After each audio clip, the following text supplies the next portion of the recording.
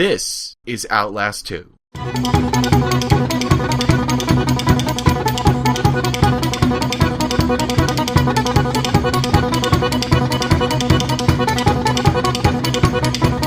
was caught in the middle of a railroad track.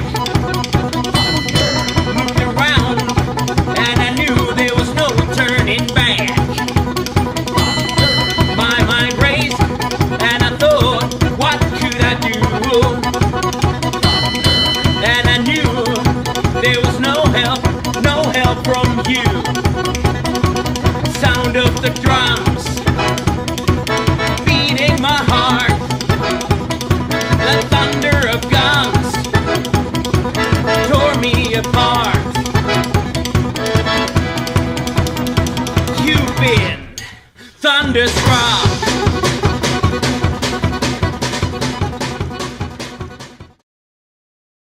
I came into Outlast 2 with as open a mind as I could. I wasn't a fan of the first game, but the sequel promised a change in everything. Expanded gameplay mechanics, actual survival elements, a new story set in the Deep South, centering around a cult. Which is pretty cliche, but hey, it's Outlast. If it wasn't cliche, they wouldn't bother doing it. Yeah, this review is off to a great start, isn't it? Well, let me tell you right now, I am not recommending Outlast 2. I will not be recommending Outlast 2 ever. It's not so bad it's good. In fact, it's boring. Outlast 2 is the kind of mediocrity that is a waste of space on your hard drive, and if you're new to this channel or skeptical of my words, then press on.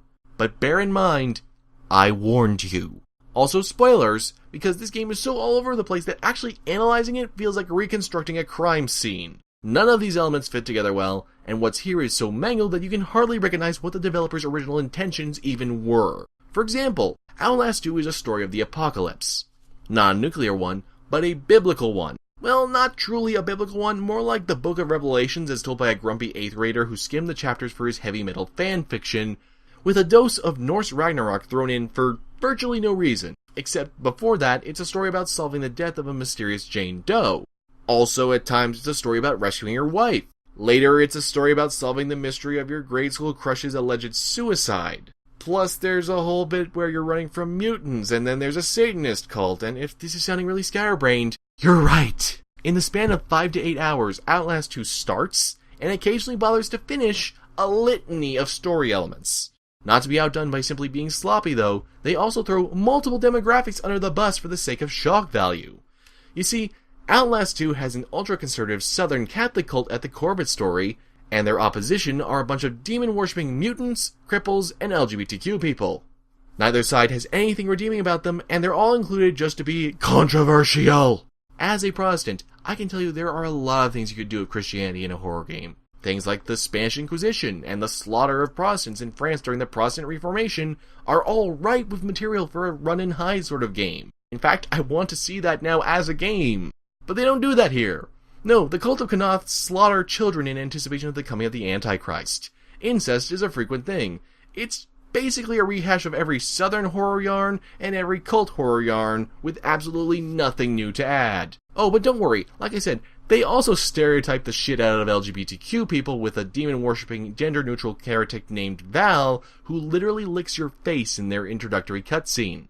Because if someone's not straight, obviously they must be the most perverted perv that's ever perved. Also, the Southern culture aspect is basically just used for accents and some visual design. Otherwise, you could set Outlast 2 anywhere. Unlike, Resident Evil 7, which actually put effort into making the location and the Bakers feel like twisted versions of the South.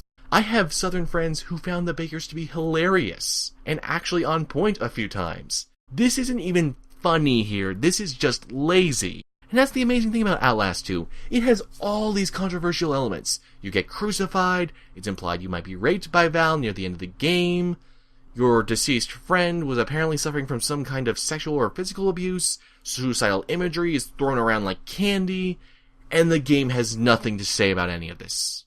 It just stands there, slack-jawed, spouting offensive bullshit in place of any kind of point. Even the whole, maybe it's about the dangers of religion bit doesn't add up because no one in their right mind would follow Kanath, and the very last scene of the game basically undoes this entire angle. There's a fundamental misunderstanding here of what makes good horror.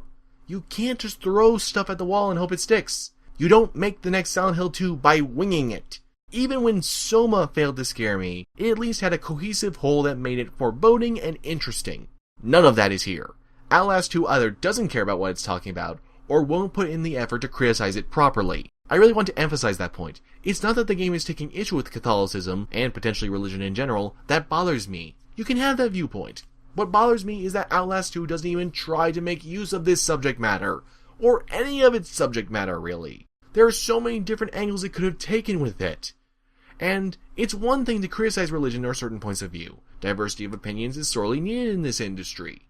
Except this isn't an opinion. Outlast 2 is a collection of forced, shocking moments strung together pretending they're an opinion. Outlast 2 is garbage pretending it is gold. Even secular friends of mine were as appalled at its storytelling and content as I was. It's the equivalent of someone walking into your house, shitting on your couch, exclaiming that they've shit on your couch, then promptly leaving without explanation. Nothing is gained. No arguments are made. All we're left with is a pile of pointless shit. Outlast 2 has nothing to offer you, and that's not just regarding its story. To be fair, the gameplay of Outlast 2 has a few decent new additions to its run and hide gameplay, but most of them are either relatively useless or are so overpowered that they break the game. The ability to slowly peek out of almost every hiding spot organically is a nice touch. Although peeking out of closets is clunkier than it needs to be thanks to an awkwardly executed riff on the Silent Hill Shattered Memories door controls, which also comes up when you're trying to just peek through regular doors. It's really clunky, it needs to be readdressed.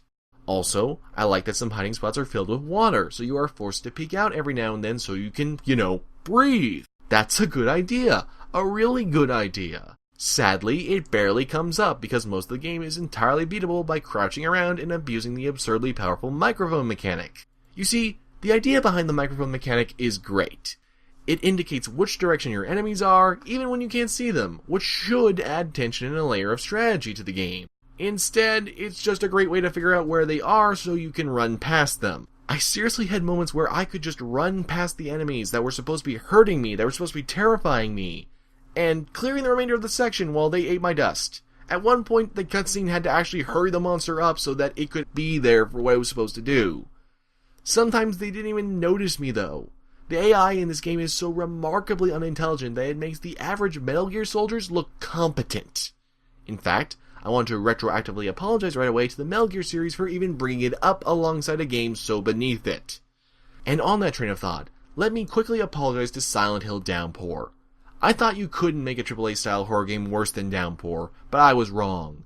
I actually passed on giving a review to Downpour because of how much I didn't like it, but at least it had some decent, genuinely creepy moments in spite of its absolutely dull gameplay and terrible story. Outlast 2 has one good jump scare. One moment where it actually subverts your expectations with its gameplay mechanics. There is also a good visual sense of foreboding when walking up to the Church of Kanoth for the first time, so credit for that as well. In fact, that's the one thing I really can praise about Outlast 2 is that visually, it's really well done. There's a lot of work put into this, other than some weird facial animations. Other than that, the game is gorgeous. However, everything else content-wise, you've seen before. Enemies sensitive specifically to light or sound. Enemies that come out of the water. Environmental hazards that require you carefully navigate a collapsing structure in a specific manner like as if this were a Naughty Dog game. QuickTime events. 90s adventure game style environmental puzzles. They even have a Pyramid Head knockoff in the form of a giant evil nun, who really doesn't amount to anything. No expense was spared except for when it actually came to surprising the player. The most distinctive gimmick they throw in is a section on a raft, and the only reason I remember it is because of how interminably boring it was. Save for the bizarrely polite and unscary voice of the monster trying to kill you. Let me help you.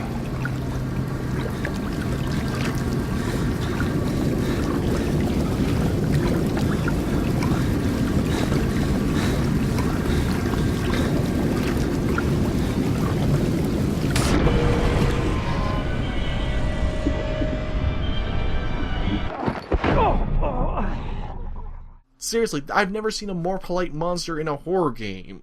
Beyond this, all you're really looking at is the basic movement system of Far Cry 3 with a video camera that gives you night vision and the aforementioned microphone. There is also this weird bit where they make you record scenes in the game, but they only exist to serve as plot synopsis info for the player later. Except the only people who will realize that they need to have the camera up are experienced horror fans, while the average Joe isn't going to care to whip it out unless she or he can't see in the dark. Which makes it kind of redundant since those very same hardcore horror fans will be keeping track of the plot. So why is this even in the game? Why is this here? In fact, that's a very good question to levy at a lot of Outlast 2. Why is this or that part of this game? Why is there a cult if you have nothing really to say about religion? Why are there mutants if this is supposed to be a gritty, realistic, psychological horror game? Why is the microphone better at picking up noises when you zoom in the camera lens? Why does the AI sometimes just stand in place and repeat their lines ad nauseum while staring at you through the pitch black? Are they supposed to be creepy? Because really it looks like they're just glitching out. What was even up with that whole sequence in the forest with the dwarf and the giant talking about you bringing them their gospel? And what did it have to do with the main plot? It never comes up outside of when it appears. Why was that there? Why is the final boss fight literally just turning two electrical switches and then sneaking out through the mines? Why are these levels smaller than levels you'd find in a PS3 or Xbox 360 horror game? Why is the exit to the corn maze sequence on the edge of the perimeter, rewarding players for not even engaging in the level, instead just skirting around their enemies? You don't even need to use night vision, there's moonlight to go by. You literally can just skirt around the perimeter, boom, done. Why'd you even include it then if it's that easy to just skip? Why are the psychological breakdown sequences so disconnected from the main campaign? Are they supposed to be supernatural? Is there something more specific going on? Are they just being used to get out of plot holes in the level design? And better yet, what psychological illness is the protagonist even supposed to have? Because having these kinds of hallucinations isn't exactly a normal thing. And finally, why can no one pronounce his name properly? It's Blake, not Blaine, people. Did any cohesive thought go into this game besides the visual aesthetics and sound design? Because those are really well done, as I keep saying. But at the end of the day, they can only do so much. Some of the greatest horror games of all time have aged horrendously in terms of graphics. But horror fans don't care. It's that cohesive design, that central core to these games that makes them memorable and genuinely scary. Horror isn't something that just happens when you throw potentially scary stuff together. Otherwise, The Evil Within would be the greatest horror game of all time. Horror is harder than most genres because it demands a lot of you, both creatively and technically. You can't just treat it like this casual thing, especially with such potentially volatile but also possibly interesting subject matter. You could have taken this in an interesting direction, and really, I can't hammer this home enough. Red Barrels, if you are watching this video and have made it to this point, 1. Kudos for actually managing to withstand my whole review tearing the game apart this far, seriously, kudos for that. 2, guys, I'm a Christian, telling you that you aren't doing a good enough job of criticizing a branch of belief in my faith. That sounds like a bad joke, but this is where we are. I don't care if you disagree with my faith. In fact, I encourage diverse, unique perspectives on the topic, but at least put some effort into it. BioShock Infinite is a low bar to beat. You could have easily done better than that here. I'm also a horror fan, and I didn't even laugh at Outlast 2, let alone be scared by it. I at least laughed at The Evil Within once or twice. Outlast 2 just leaves me sighing disappointedly and cursing annoyedly whenever I have to restart part of a sequence. I played through it solely out of professional obligation because I was sent the review code, and it felt like work. This was not a game I finished for fun. Writing this review was more stimulating.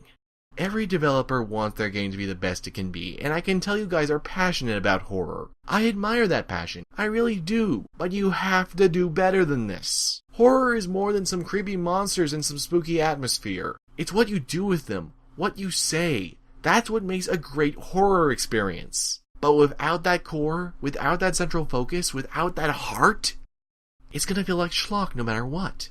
For those with the basest tastes and or who are easily frightened, it'll do the job. But for everyone else, Outlast 2 will just disappoint. I'm not happy saying these things about Outlast 2. I want that also to be clear. As a creator, I know what it's like having something you spend a lot of time on being torn to shreds. But I have to believe you guys can do better than this. I have to. Clearly, there's some talent here, but it's being underutilized and it's directed in all the wrong places. I wish you the best, but I also cannot recommend Outlast 2, which is why Outlast 2 gets a 3 out of 10.